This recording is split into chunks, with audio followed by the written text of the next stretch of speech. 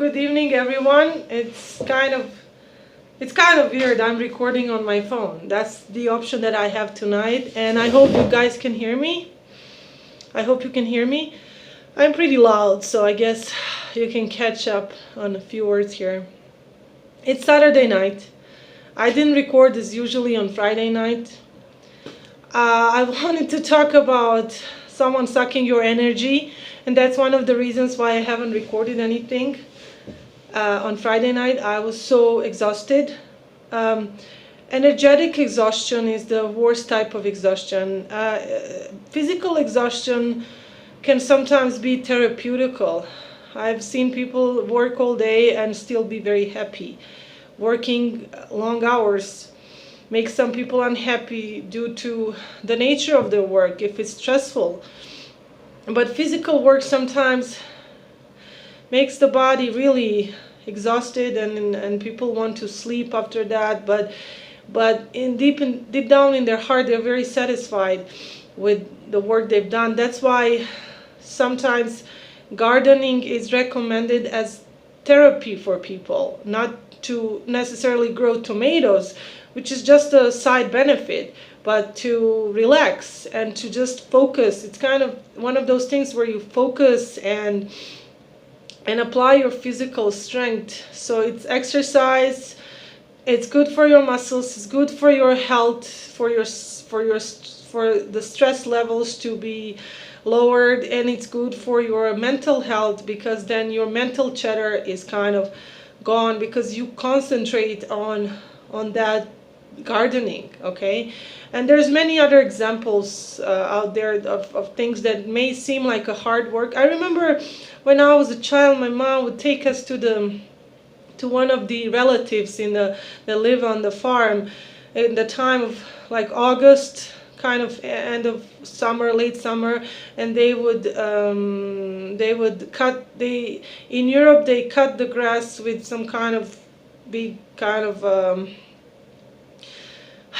I'm gonna sound stupid now, but it's like huge knives that cut the grass. I forgot the name in English for this thing, and then they still do it by hand. This is the nicest part. They sometimes have competitions, like the teams, and they cut the grass, and then the younger guys, less experienced with those cutters, they come and turn the grass, and then women come and pick up the grass, not immediately, but like every day they go and turn the grass on the other side to dry in the sun. It's sun dried, and then eventually they'll pick it up and collect it and then take it to the stables, and it's the feed for the cattle for the winter.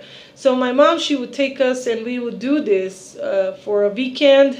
It was like our weekend getaway, and she would enjoy so much doing this, and us, the kids, as well. It's like great food. It's kind of like camping. It's kind of like in America we have dude ranches. Dude ranch is a place where people pay sometimes a lot of money to work with cattle, to learn how to ride a horse, but also it's not just like it's not like those expensive cowboy vacations where you just ride a horse and just eat expensive steak at the lodge, but you actually work. You work with the family that owns the dude ranch, and you do all the hard work, but you pay them to let you do that and to teach you, because it's so therapeutic. Okay, so when we are talking about physical exhaustion, it's not always a bad thing. I'm not saying that some people are not exhausted by their work and they need a break, they need a vacation. I'm with you folks. I know it's tough sometimes, especially in the United States. We don't get that many vacation days. In some parts of Europe, especially Western Europe, because I don't think like Eastern and Southern Europe right now have that much problems with vacation. More, they have problems with unemployment. So people are like on vacation all the time. They wish they worked. But in Western Europe, people work, but they also have lots of vacation days, like weeks and weeks and months sometimes. In America, it's really hard to get vacation to get days off, especially if you're married and it's hard to match with your spouse because their company is completely different, their job is completely different, and their boss is completely different. So you really gotta be on really great terms with your bosses and supervisors, and sometimes it's not up to them. It's the company requirements or whatever is going on. And if it's holidays and you want to go there someplace for holidays, always the senior employees get those days off. So it's really hard. You got to work someplace for like 10-20 years to actually get a decent vacation. So that's a lot of years of work, and people are exhausted physically. So I'm with you guys, and I know it's hard, but I'm saying that normally, under normal circumstances, physical work is sometimes it takes your mind away from the troubles. So it's not always negative. It could be it can, as I said in these examples, it can actually be positive sometimes and good for your mental health and for your spiritual health. But energetic exhaustion is the dangerous one. Energetic exhaustion can come usually through mental exhaustion, and mostly through interaction with other people. It's just like in a physical work, when you have heavy lifting to do or you have light lifting to do, say for example for job requirements, they will say, can you lift more than 50 pounds, or can you lift up to 50 pounds, or can you lift 25 pounds? It depends on kind of a job you are applying for, you're looking for. And if you can't, and if you're honest on your application, then they will say, sorry, but you're not capable to do this job. You're not able to lift this much.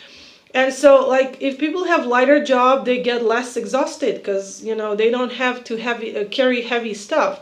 But in terms of energetic exhaustion, you run into people or you deal with people on a daily basis who are energetically heavy, and they strain you, and they take so much of your energy daily that you either exercise with them. This will make you stronger.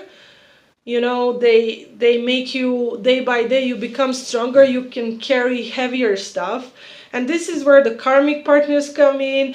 This is where the parents come in. I don't understand why people, when they say karmic partner, why they always think instantly about husband, wife that are not their twin flames, that are not meant to be with them, while actually they are meant to be with them, but for a certain period of time, they're not their organic other half.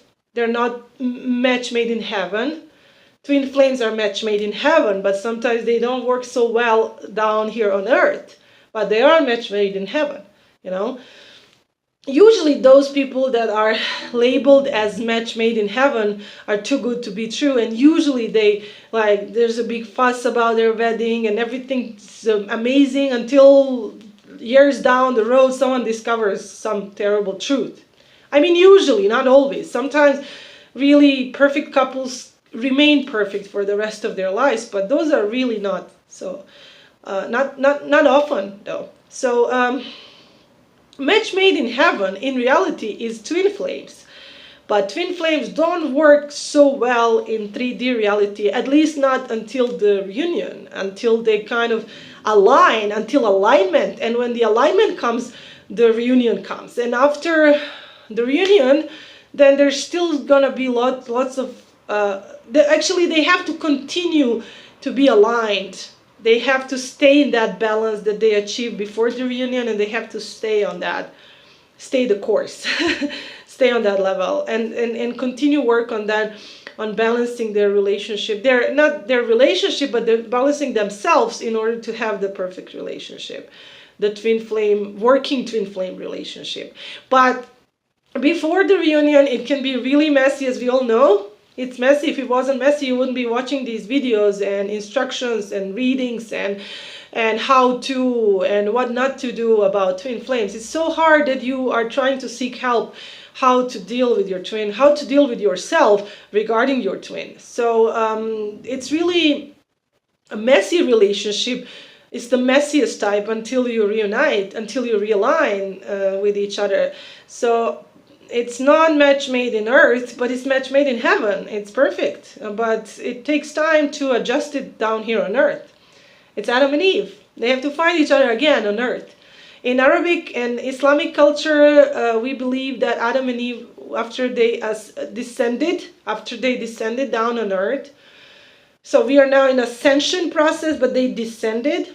After they descended, metaphysically, they lost each other and they were seeking each other all around the world. According to Islamic tradition, they found each other on the mount called Rahma, which means mercy of God.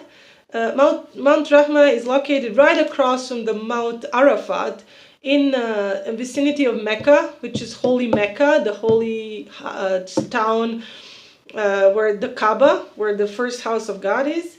And there's Rahma, there's Mount Rahma, where apparently Adam and Eve have found each other in a physical, they reunited on the Mount Rahma, which is a place where I want to visit, seriously want to visit, besides visiting Hajj and doing pilgrimage. With my twin flame, I want to visit Rahma. So that's match made in heaven after they reunite on earth. But people don't realize that karmic partners is also a term that I would use for parents or children. For you, I don't have any children. For you out there who have children, I guess you can relate. Because the Quran itself says that sometimes the children and the parents are your test. Your family is a test to you. They're your test. They are presenting certain challenge to you. Not every family is happy family. Most of families that twin flames come from are dysfunctional families. This is what we should call them. Sometimes they're worse than that, but usually they're just dysfunctional. They're not bad people, they're just a bunch of good people. At least in my family, it's just a bunch of good people. There's not that many of us. My family is kind of small, but what we have they're not aligned. They're dysfunctional. They're all separately, individually good people, and really, I mean, seriously good people, like people who don't hurt other people, who really are not mean and usually kind of nice to everyone outside the house, but they're like always at each other's throats inside the house. I don't mean literally, but energetically. And so what I'm saying is karmic partners are also your parents, or your siblings, your people that you quarrel with on a daily basis, that you struggle with on a daily basis, and they teach you lessons, hard lessons sometimes. They teach you patience. They suck the living life out of you sometimes. And yeah, and that includes romantic partners too, and the marriages that you're stuck in, that you at least feel that you're stuck in, or that you were in and you got rid of them and you feel now it's a good riddance. Thank God, alhamdulillah. But you just, you've suffered so much and you still have traumas after these partners. You need to realign your chakras. They messed up your chakras, maybe your root chakra, maybe your sacral chakra, most likely, because if the problem with them was in physical relations, but if it was mental abuse, then you have problems with your third eye chakra or crown chakra or throat chakra. If it was communication, misunderstandings, always yelling or not talking, not communicating with you, like always being quiet and stuff like that. So bear in mind, they're all part of your journey. They're all part of the learning process and part of the purging process now.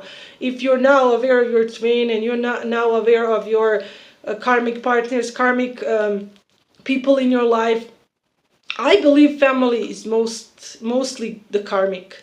Family is mostly karmic. Their role in your life is the karmic role, not always your soulmate. Sometimes you'll have a soulmate. Allah will give you one or two people in your family that support you, that understand you. Sometimes you will have none. All of them will be outside of your family, like friends or colleagues at work, or through some kind of things that you do, some volunteers maybe that you meet someplace, or sometimes if you're into sports, like your sports, like teammates, someone from your school, like a school friend. Sometimes you'll have one or two in your own family, but usually most, I'm happy if you have a happy family, I'm glad, but mostly you will be thrown into a family that will constantly test you and challenge you until you meet your twin flame and realize why is this, because you are there also testing them. These people maybe need you in their life to teach them karmic lessons, to pay their karmic debts. You know, maybe you are paying karmic debt to them. Sometimes I used to say many times, ever since I was a little kid, I would say, God, what did I do? God, I wasn't accusing God. Back then I wasn't religious. I wouldn't say stuff like that anymore, because now I know that God can see everything and He knows what's going on. But it wasn't really my anger to God, but it was really a question. Like, what did I do wrong? Why are they like this? Ever since I was a kid. And I guess that was a natural question. I think that was a natural question. Like, what did I do wrong? God, why would I ask a question like that if I'm a child and I'm only 7 years old or 6 or 9? I haven't lived that much to do some sin or do something wrong.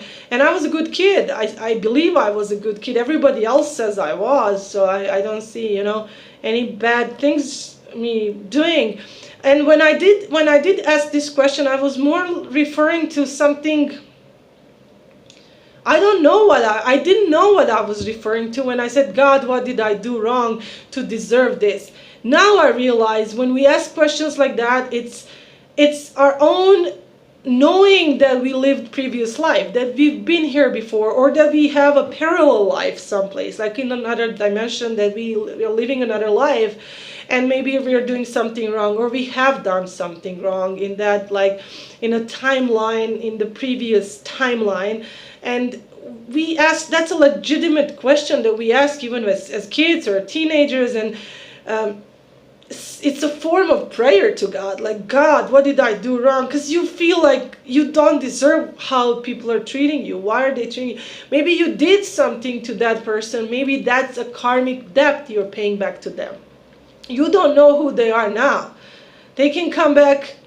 They might have been your cat that you were mean to, and they can come back as your mother, and now she's mean to you, and you have to, because now she's your mother.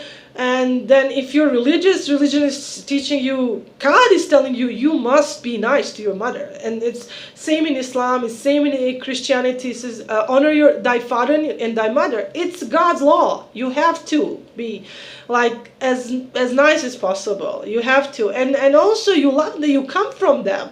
They give you physical birth. So, and they take care of you. The most important part is they really take care of you. Human beings are least capable of taking care of themselves when they're little. Most baby animals, they quickly stand on their feet, start walking, start flying, whatever. It takes some effort from their mothers, of course, in some period of weaning, but it's not as long as humans. Humans are so disabled for like a year or two until they start walking, and they're still small. They're so tiny. They have to be fed until they're like 35. They have to be fed, clothed, and given money to, and paid school for. And so they took care of you, either bad way or good way, but medium, but they took care of you somehow. At least they gave you something. Even if they were the worst kind of parents, they still did the best they could, or whatever they thought was the best. Okay, so you can't just be mean to them, or you have to do your best.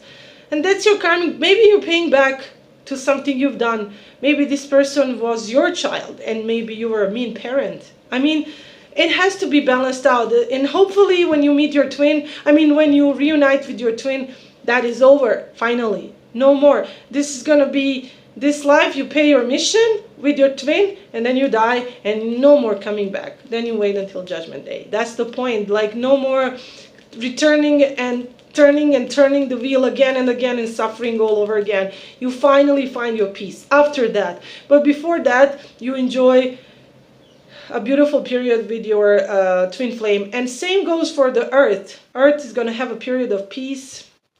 I believe when all the twin flames reunite, and when Isa alayhi salam, or Jesus, peace be upon him, returns as a child again, then there will be a period of peace on earth, and then after that something will happen, and then we will all be blasted away, and then the new earth will be created metaphysically or another way, I don't know, God knows, but then we will all be returned to what is called paradise if we deserved, if we have completed our missions, or we will be not in that position, but we will be suffering. I believe also this returning is a great part of suffering, and this purging over and over again in every new lifetime is a fire itself. It's like inner fire. It's killing you inside. It's making you cry, and it's hard.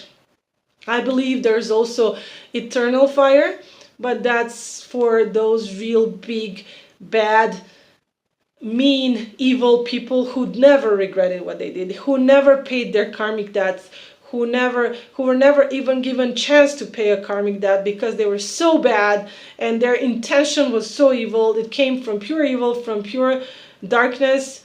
They follow darkness, they enjoy that, then they should suffer punishment. Just like in this 3D we have punishment for crimes, you know. So if you're paying back the karmic debt for something that you may or may not remember what you did, it's good. It's good. Then you don't have to suffer eternally and internally. Yes. Okay, so stay strong. Always know that everything happens for a reason. It's all kind of like a school, and sometimes when you're in school you come you have a new teacher that day, or there's a new program in school and you have no idea what's going on and you're scared and stuff is hard, or the topics are getting harder in like 7th grade, or I don't know, higher grades, and everything is so new to you and you don't know what's going on. That's life too. Sometimes the lessons are, just imagine life is a big school, so sometimes lessons are not easy to understand. Why are they given to you, what's going on? But eventually you will figure out, or you will read from, or get together with your other kids from your school, like your twin flame friends and twin flame community, and sit down and do your homework and find out, you know, how you can learn more about what's going on with you. So God bless you. Love you guys. I hope this video is not too awful. See you. Have a great night. Assalamu alaikum. Peace be upon you.